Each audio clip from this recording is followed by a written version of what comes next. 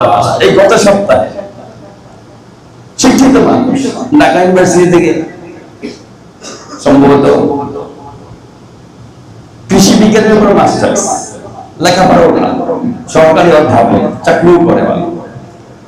তো আমাকে ওই এই বেশি না, এই কাছাকাছি থাকে, আজমপুর থেকে পুরো বাসা থাকে, ওয়াইফও ভালো চাকরি করে, সরকারি চাকরি করে। তো আমাকে দেখে দেখলাম চোখটা কেমন জানি নরম হয়ে গেছে। আমি তো আমার নাম নিয়ে বললো যে আমি তো আপনাকে খুব সিরিয়াসলি ভাবে বুঝতেছি, পাইতেছি না আপনাকে, পাইলাম বল ভাই আমাকে কি জন্য খোঁজা, তো ফোন করলেই তো হতো। বললাম এটা ফোনের বিষয় না, আমি আপনাকে খুঁজতেছি, যতক্ষণ আপনাকে বিষয়টা আমি না বলবো ততক্ষণ ভিতরে আমি শান্তি পেয়েছি। তো আস্তে আস্তে পাশের টেবিলে বৈশা আস্তে আস্তে ওনার দুঃখটা ব্যক্ত করলেন। অর্থাৎ অর্থনৈতিক ওনার থেকে ষড়যন্ত্রমূলক ওনার থেকে সম্পদ, বৈধ সম্পদ অন্যেরা জোরপূর্বক নিয়ে যাওয়া। তো দেখলাম যে পরেশান হয়ে গেছে। শুনলাম, আমি কিছু বললাম না, সব বিস্তারিত শুনলাম।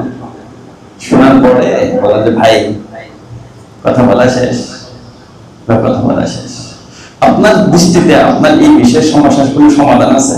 বল না, দিলের ভিতরে কষ্ট ছাড়া আর কোন সমাধানের আপাতত কোনো পথ দেখতেছি না, ডকুমেন্ট সব হয়ে গেছে, কিছু বাকি নেই। আমরা শোনেন, আল্লাহ তাআলা ৭ আকাশ বানাইছেন, যে একটা বানাইছেন স্বর্ণ দিয়া। ৭ আকাশের মধ্যে এক আকাশ বানাইছেন কি দিয়া? স্বর্ণ দিয়া। কাজে একটু আসমানের দিকে তাকায় বলে, তুমি না আকাশ একটা স্বর্ণ দিয়ে বানাইছো, কাজে আমি তো ওই আল্লাহ তাআলার ইবাদত করি যে এক আকাশ বানাইছে স্বর্ণ দিয়া, এক আকাশ বানাইছে রূপ দিয়া, এত বড় মহান সম্পদ ছেড়ে আল্লাহ তাআলার ইবাদত করি। কাজে আমার যে সন্তান সন্ততি আছে আমি কারো কাছে রাইখা যাই না, আয় আল্লাহ তুমি এদেরকে একটু দেখো।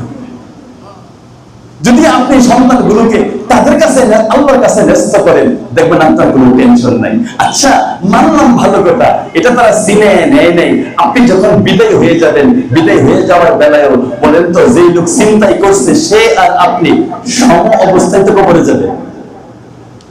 এই কথা বলার পরে আরো বেশি কাইদে দিচ্ছে।